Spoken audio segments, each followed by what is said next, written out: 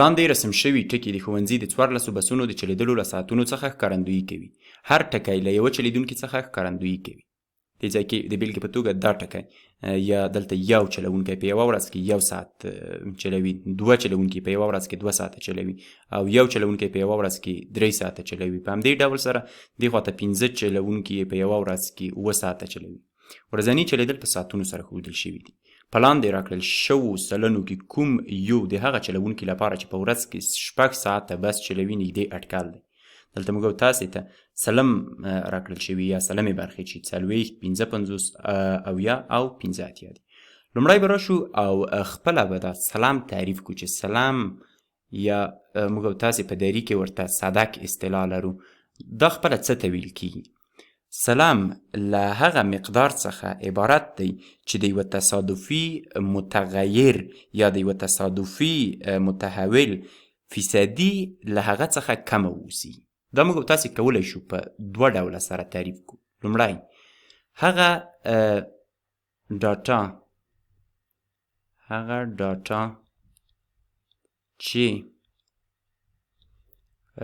له راکړل شوي قیمت څخه کموي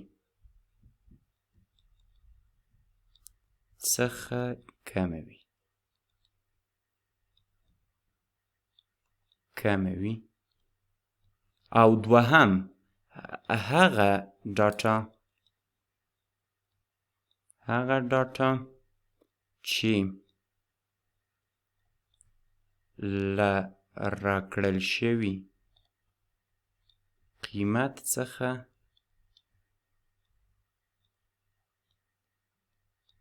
کمه او یا ورسره برابره وي.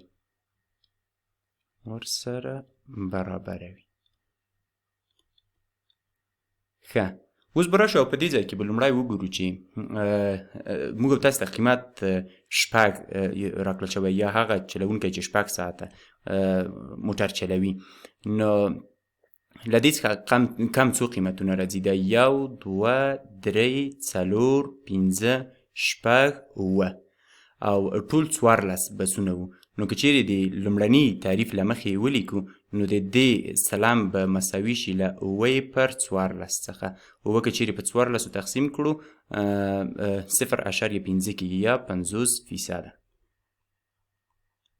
ښه، که چیرې د دویم تعریف له مخې دا ځل ولیکو موږ ویلي وو چې یا له هغې څخه کم او یا دا ورسره.